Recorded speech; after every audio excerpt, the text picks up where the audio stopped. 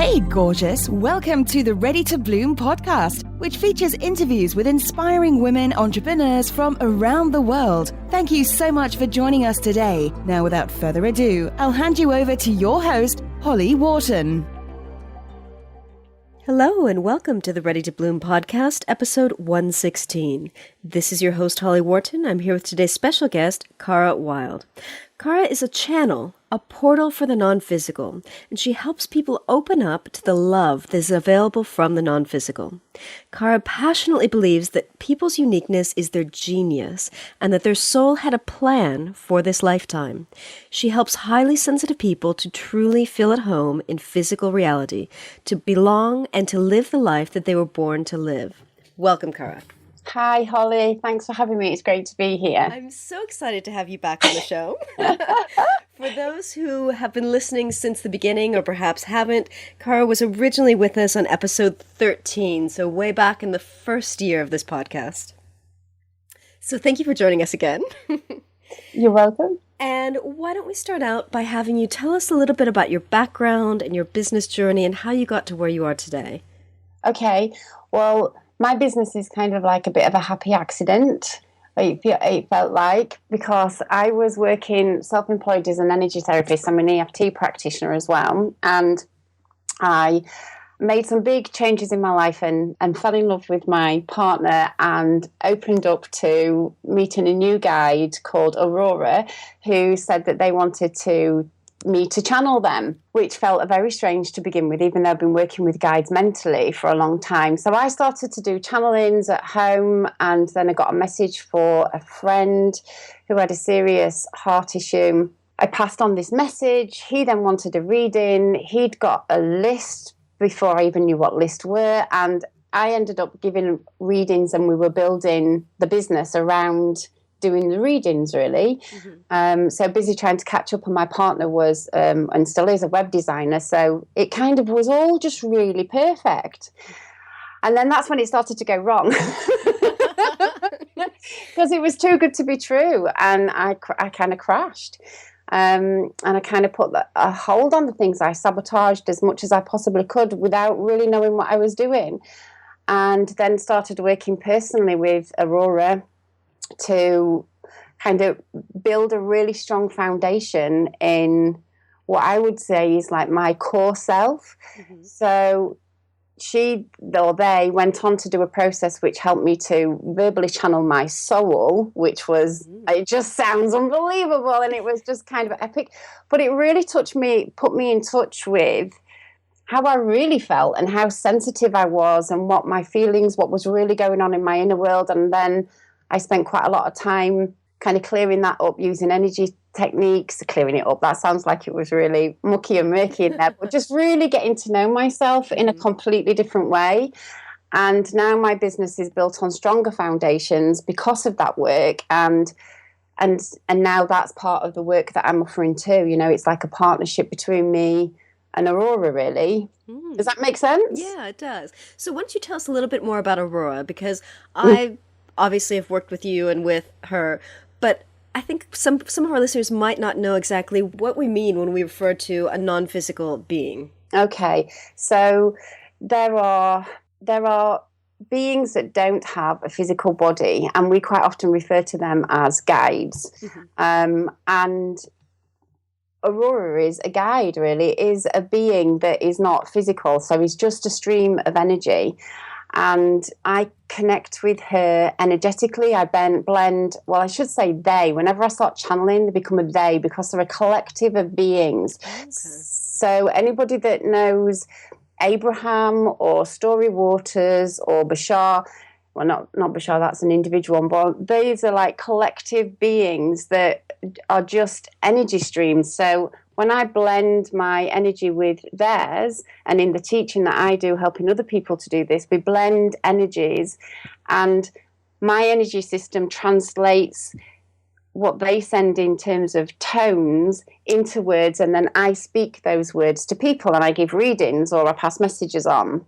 Okay, so Aurora, then, when you're channeling them, it's as you've said, it's a number of beings that come together, kind of blended into this one stream of information. Yes. Yeah. See, you did that so much better than I did. No. And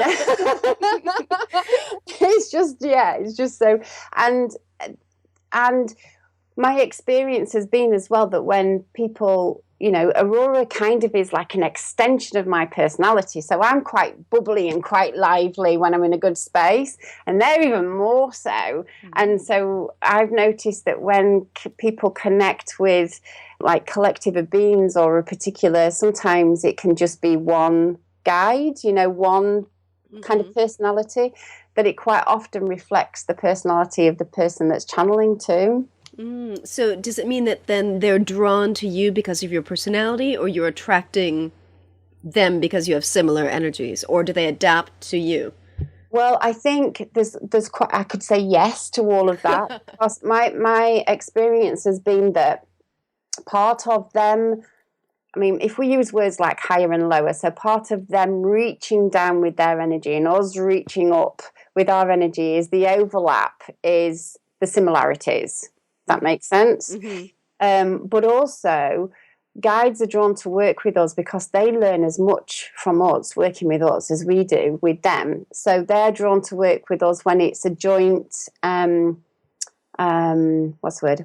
Joint purpose, when there's a shared purpose. And I think, and personality does seem to come into that as well. Mm. Now, when you first started channeling Aurora, were you completely open to what was going on, or was there any part of you that was kind of apprehensive, or?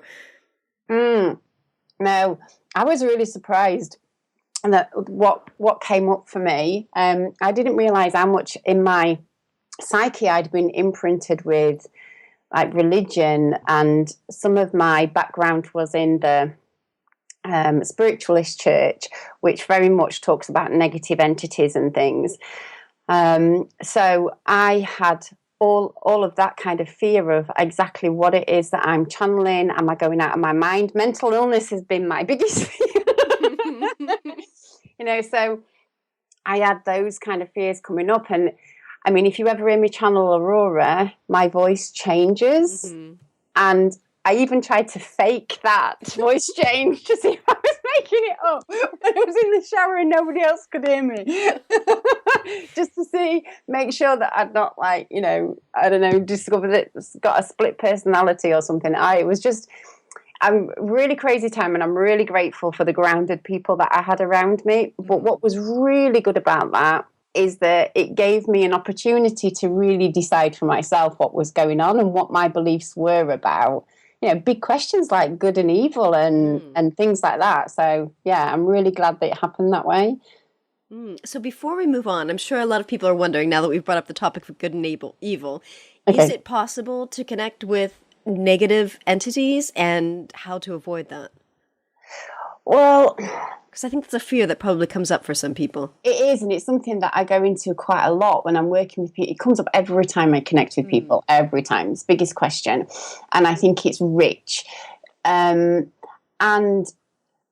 there's no really easy answer apart from intention is so powerful. Now, I don't believe in evil. I just don't. That's my personal belief system. But I believe in fear. Mm-hmm. And I also believe that there are thought forms.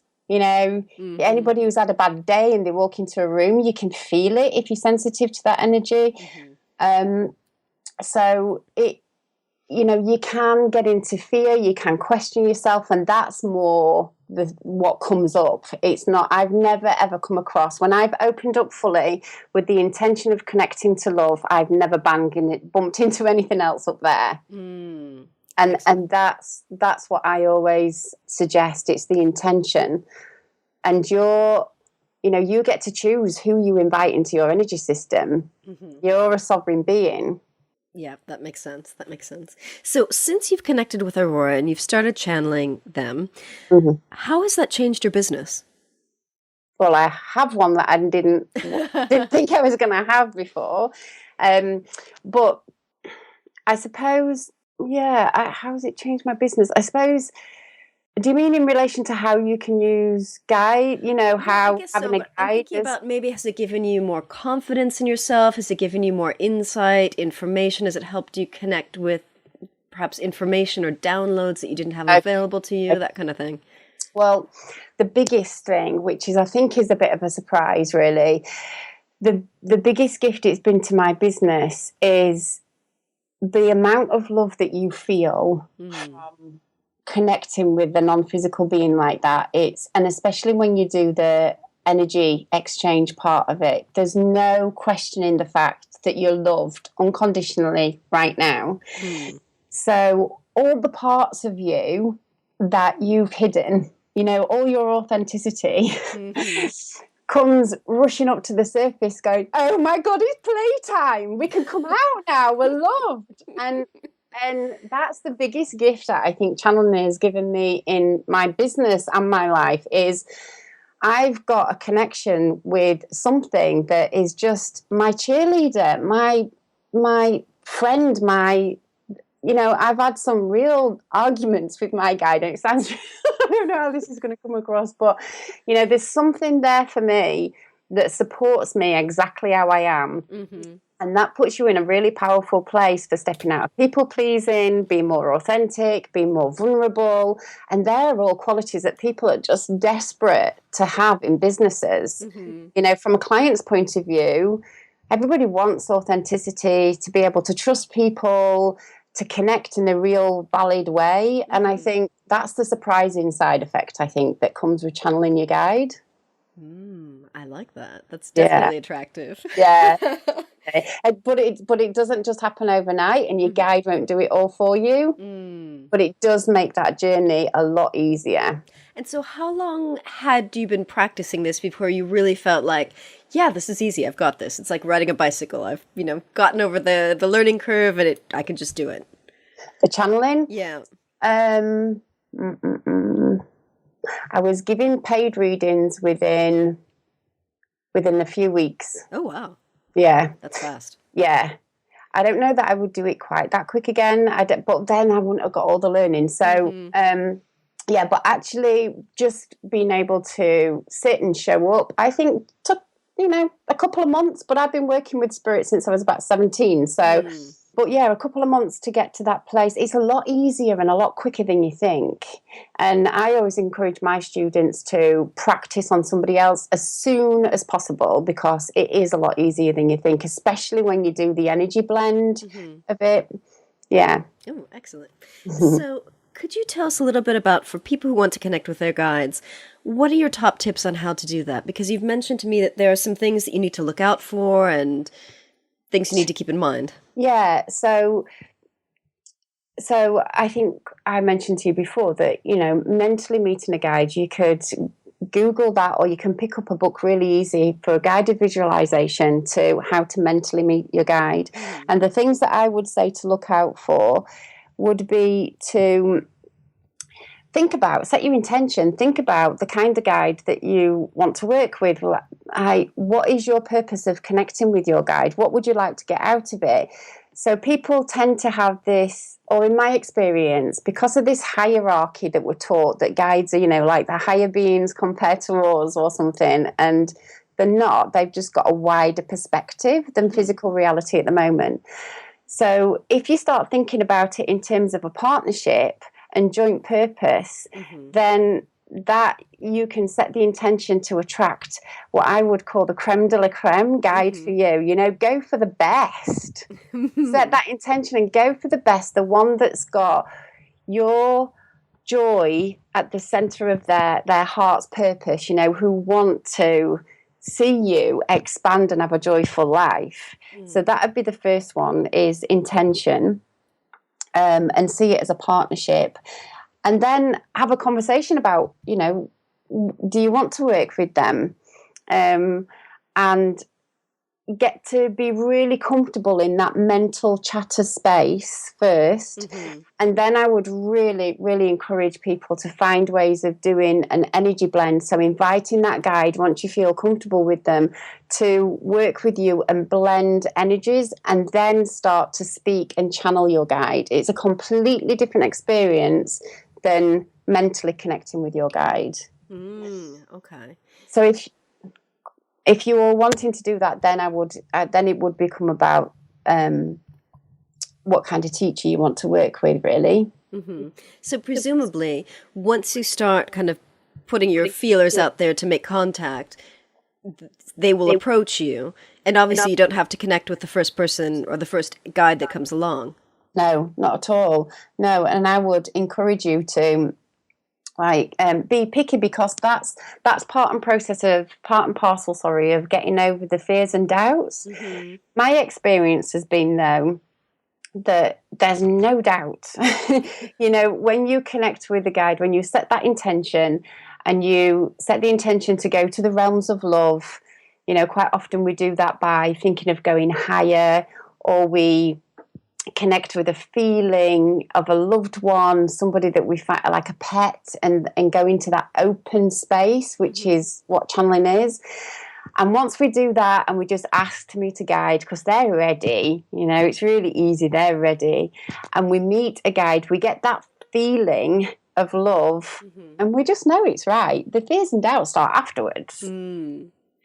So that's when an energy blend and becoming your guide and starting to write or speak as your guide can really help with those fears and doubts afterwards. So now then, just to make this clear for everyone who's listening, what then is the difference between mentally connecting with your guide and then channeling them? Okay, so channeling means that you literally open up your energy channels and allow your guide's energy to come into your own energy system. And the best way to describe it, when I'm becoming Aurora, it's like I grow into their energy and I become Aurora, and Cara stays really small within me. So like I put on Aurora energy jacket and I speak from that Aurora expanded place. So I bring their energy down into physical reality. I become them. Whereas when I've gone and mentally spoken with guides, it's through a guided visualization, or I can see a picture of them and I hear their voice, but it's not that energy blend that I've just spoken about. Okay. And then the energy blend, that's a very specific process that you do and that you can also guide people through. Yes, yeah. And I mean, there might be, people that I'm sure that there's people that have just spontaneously do it. I mean, I just spontaneously did it. And that's what I would encourage your listeners to trust their guide. I wasn't going up to meet a guide with the intention of channeling. I was just like, I wonder who wants to play. And then Aurora took care of the energy channels. There are specific energy channels that are open, and when I'm channeling, I see them open in other people, but the guides seem to know what they're doing. So I'm not sure that it's necessary to work with a teacher. It certainly wasn't for me. However, it can be useful. I'm sure that makes the process much easier. Yeah, definitely. Yeah. Excellent. So tell us a little bit about how you work with people today to help them connect with their guides. Well, I have a course that they can join, and we have a Facebook group that goes along with that, and we have monthly calls as well for supporting with that. And I'm intending to develop that into all of us channeling and doing group channelings together as well, because that's real fun. I also offer VIP days where they can work one-to-one personally with me and Aurora to connect with their guide and start channeling straight away and giving readings and messages. And then if people want to go really deep with me, the other thing that I offer is working with both me and Aurora to do the connecting with your soul, channeling your soul, and then learning how to express that in this lifetime. So can you tell us a little bit more about that? Because I absolutely love the concept of connecting with your soul. Because obviously it's in there somewhere, but it's like we don't really have contact with it on a day-to-day basis. Yeah, exactly. Well, when Aurora first spoke to me about doing that, I was like, well, I've got you. What do I need to do that for? And so they started off just with taking me to the soul plane and then activating that soul with an energy that feels like pure potential. It's just a life force energy.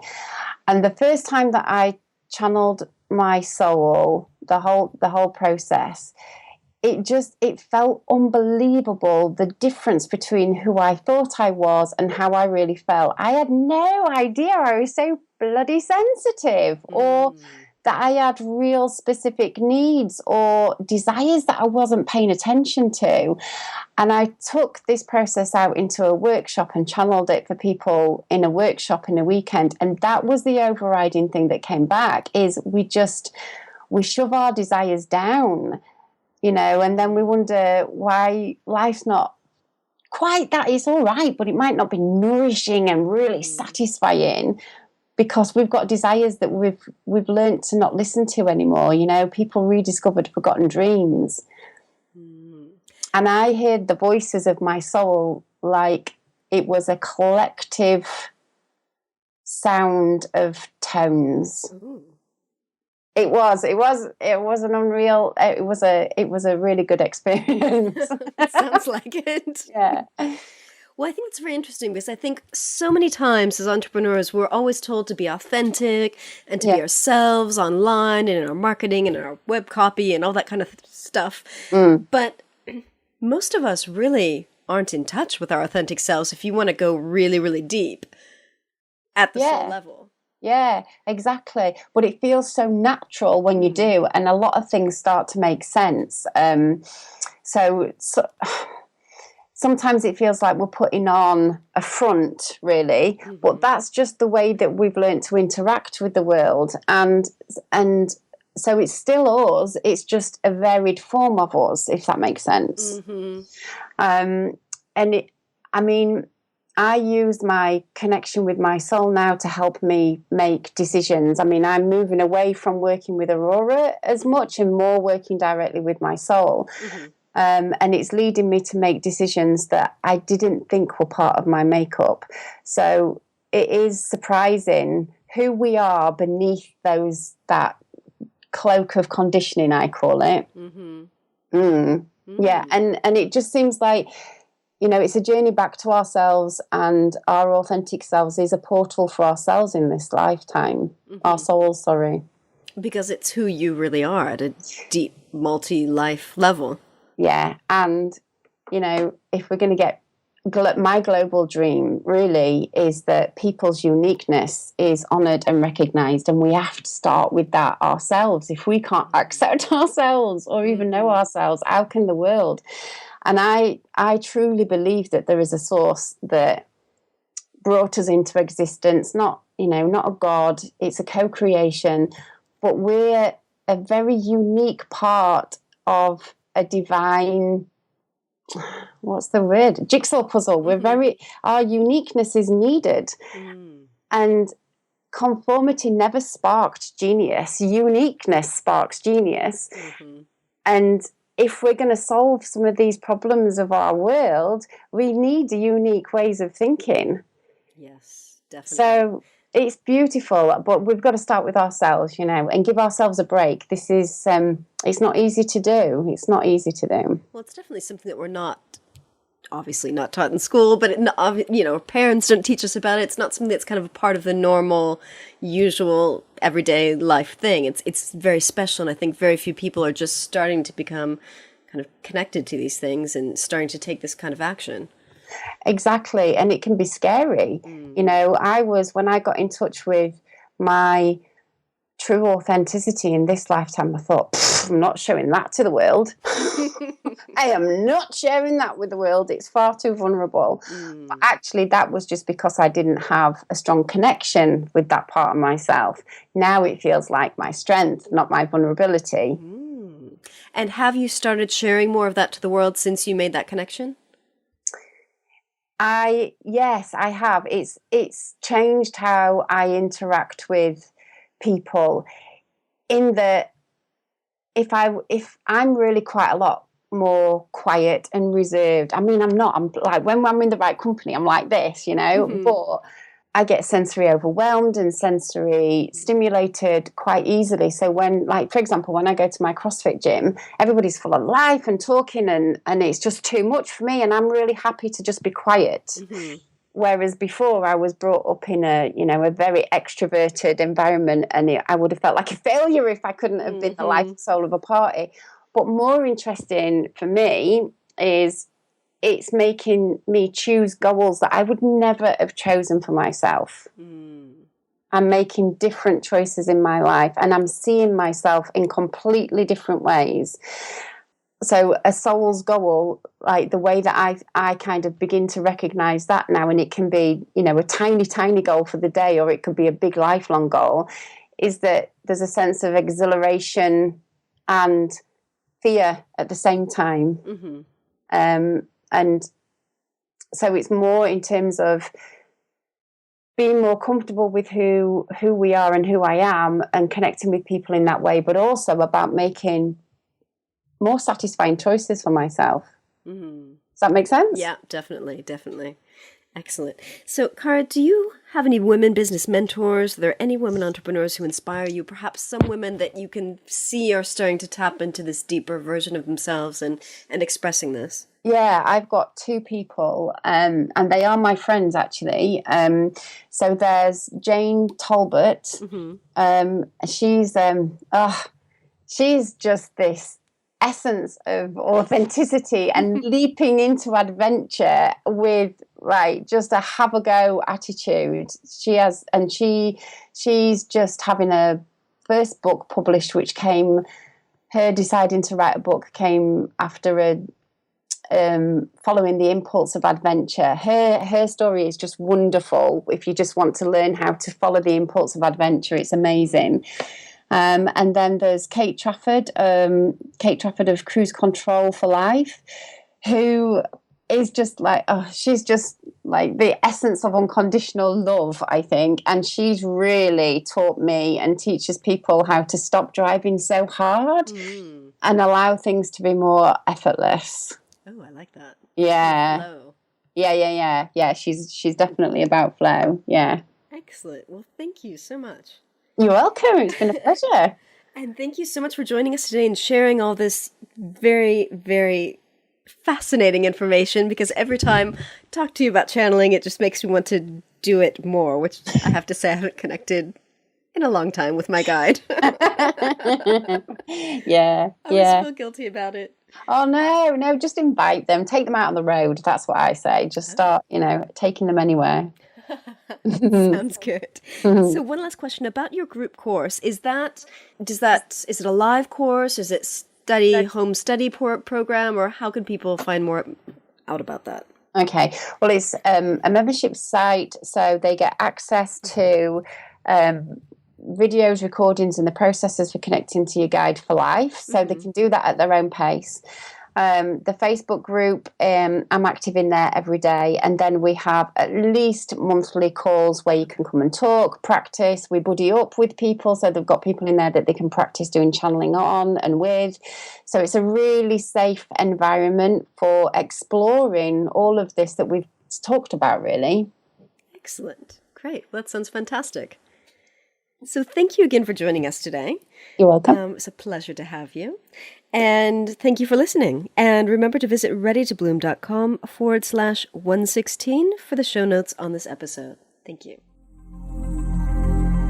Thanks so much for listening to the Ready to Bloom podcast with your host, Holly Wharton. You can find more information about today's guests, including links for topics that were discussed at readytobloom.com. That's ready, 2, bloom.com. And if you enjoyed this episode, please remember to head over to iTunes and leave us a quick review of this podcast. Thank you so much.